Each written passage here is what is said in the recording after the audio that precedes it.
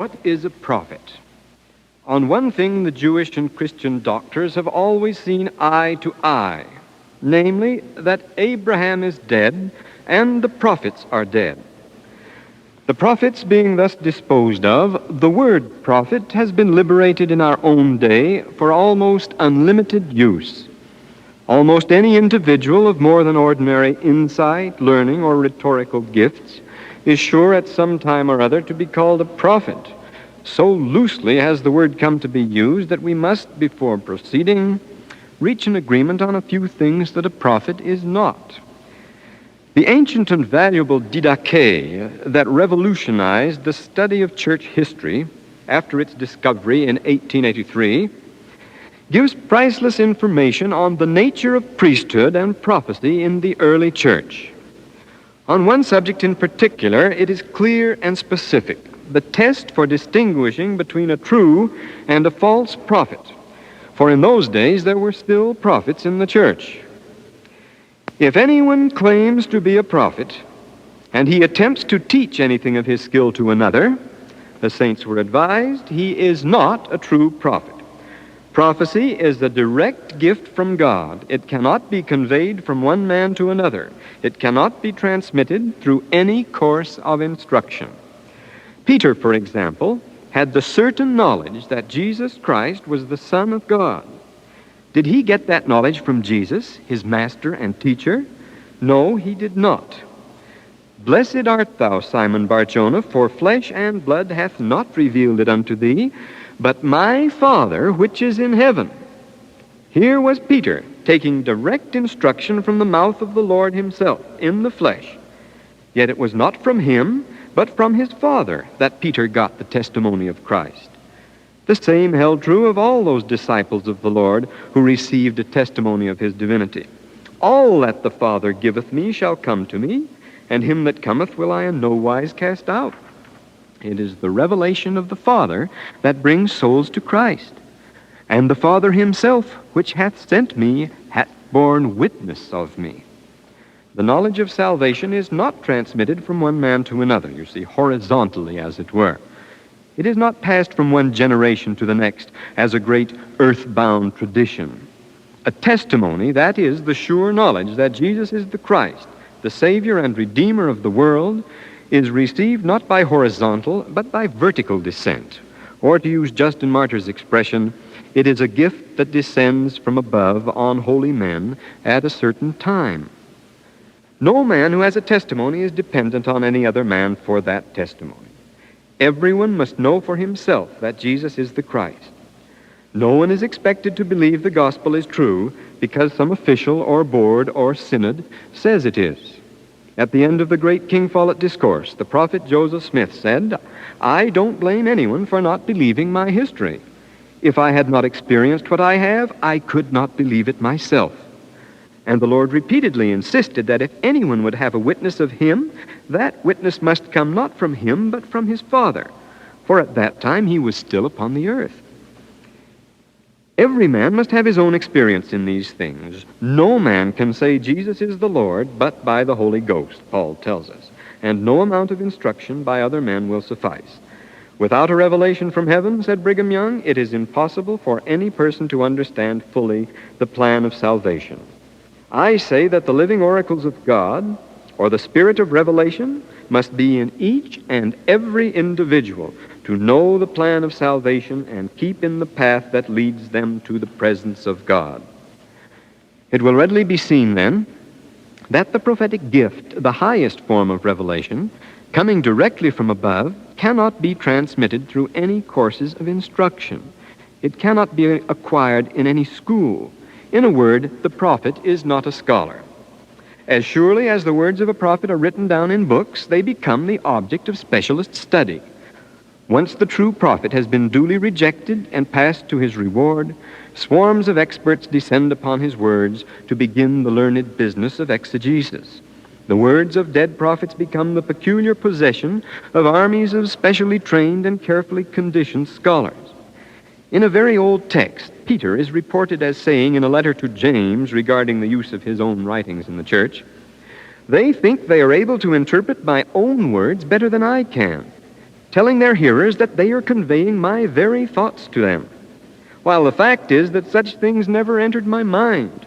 If they take such outrageous liberties while I am alive, what will they not do after I am gone? Much later, Clement of Alexandria expressed much the same sentiment. You see the point. The scholar and the learned divine must necessarily get their knowledge from the written word, and then trouble begins. The prophet, on the other hand, who may well be illiterate, gets his knowledge by direct intercourse with heaven. The orientation of the two is entirely different. This is well illustrated in the case of the Lord himself.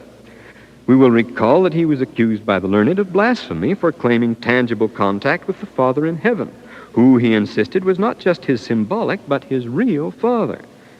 Now, the men who opposed Jesus were learned in the Scripture. He said, remember, the Son of Man must suffer many things and be rejected of the elders and chief priests and scribes and be slain, specifically singling out as his opponents the most learned segment of the society. These men could cite Scripture for everything they did or said. In all things, the Scripture was their authority. Of Christ, on the other hand, we read, they were astonished at his teaching, that is, his didache, his way of teaching, for he went about teaching them as one having authority, and not as the scribes. You see, what he spoke was Scripture, and the same holds true for every prophet. That fact is admitted by the whole Christian world, which is willing to accept as Holy Writ any syllable that can be shown to be the genuine utterance of an apostle, no matter how trivial the matter discussed, as, for example, when Paul asks Timothy to bring him his books and his overcoat. There is much to indicate that the Corinthians were altogether too much taken up with the reputations and opinions of scholars, a weakness which ultimately proved fatal. Paul took them to task for this in the beginning of his first letter to them. Where is the wise, he asked? Where is the scribe? Where is the disputer, sygiditis, or we would say committee member, of this world? For after that in the wisdom of God, the world by its wisdom knew not God, it pleased God by the foolishness of preaching to save them that believed.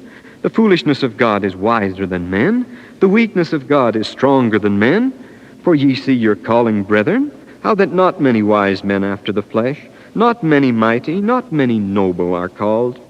And Paul explains that this is done so that according as it is written, he that glorieth, let him glory in the Lord, not being beholden to any man or to any human instruction. The attitude of the early church on this subject is well expressed in a remarkable passage from Clement, one of the oldest fragments of genuine early Christian literature in existence. No one disputes it, as it's been preserved for us by Eusebius. He says, those inspired, and one might truly say divine men, by which I mean the apostles of Christ, having purified their lives to the highest degree and adorned their minds with every virtue, spoke only the common tongue. But they were emboldened by the possession of a supernatural power, which had been bestowed upon them as a gift by the Savior himself. They neither knew nor made any effort to know anything about the art of persuasion or skill with words as taught in the schools. The only power they ever made use of was the assurance of the Holy Ghost and the miraculous power of Christ operating through them, by which they preached the kingdom of God throughout the world. They gave little thought to writing anything down. What they did with the aid of a power beyond that of men. Paul, for example, the most skillful speaker and the best educated man of them all, left nothing in writing but a few extremely short letters. Yet he was in a position to utter marvelous things without number, as one having actually been in contact with visions of the third heaven, caught up even into God's paradise, where he was deemed worthy to hear unutterable things. But the other disciples of our Savior were not without experience of these things either. The 12 apostles, the 70 disciples, and countless others under their instruction. End of quote. From this passage, it's perfectly clear that the early church depended wholly on the inspired teaching of living prophets and would have nothing to do with that formal instruction in rhetoric and dialectic, which by the 4th century had become a must for any candidate to the office of bishop. Of course, God can choose a learned man for a prophet if he wants to, but we are told in no uncertain terms that such is not the type of man he prefers. To the pagan Celsus, who made merry over the poor education and bad grammar of the apostles, Origen replied that the obviously defective education of the prophets was a most powerful argument in their favor. For if they had acquired the learning of the schools, then their great gifts of leadership and persuasion might possibly be attributed not to direct instruction from above, but to their years of training. Now the prophet recognizes the merit of study. There is a spirit in man, Paul tells us, and we know that the Spirit of Jesus Christ enlightens every man that comes into the world. The prophet recognizes the scholar for what he is, but the scholar does not return the compliment. He cannot conceive how anyone could possibly acquire knowledge in any other way than he acquires it. He cannot believe it possible for any man to have had an experience of anything which he has not experienced. The great Dutch scholar Quispel is at present engaged in showing how this narrow prejudice of the experts has rendered them incapable of comprehending the true nature of the primitive church. "I have never seen a vision," says the scholar. "Therefore, Joseph Smith never had one. I have seen dreams, therefore I will allow him that." The world will not admit that there can be more than one kind of inspiration, but the saints have always known better. The multitude that heard the voice of God, for example, speaking at the baptism of Jesus, did not on that occasion see the Holy Ghost as John did and bear witness. Paul's companions on the road to Damascus had a miraculous manifestation, but it was not the same that Paul had, and they could not lay claim to his calling. And while many worshiped Christ as he ascended to heaven before their eyes, we are told, some doubted. We cannot agree with the Talmudist who says that any opinion expressed by a clever scholar is to be received exactly as if it were the word of God to Moses on Sinai. They are not the same at all. We cannot agree with Chrysostom that the learned man who reads the Scripture is conversing with God just as literally as Adam did in the garden. Nor can we agree with the popular academic platitude that since the gospel contains all truth, whatever is taught anywhere, provided only it is true, is the gospel. This is of a piece with that other cliché, that since God is mind, any mental activity whatever is to be regarded as a direct revelation from heaven. All knowledge does come, as Brigham Young assures us, by a kind of revelation. But the idea that all things are equally holy, provided only they are true, is a cheap and easy fallacy that would be the ruin of any science or discipline.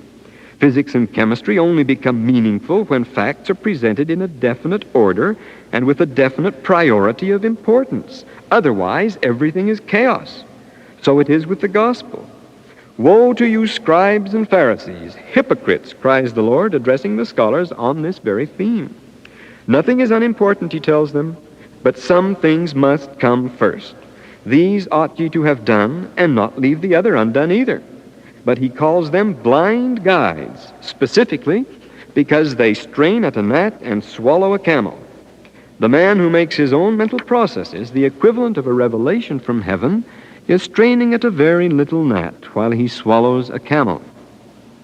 In closing, let us return to Paul, by far the best educated, Clement assures us, of all the disciples of Christ.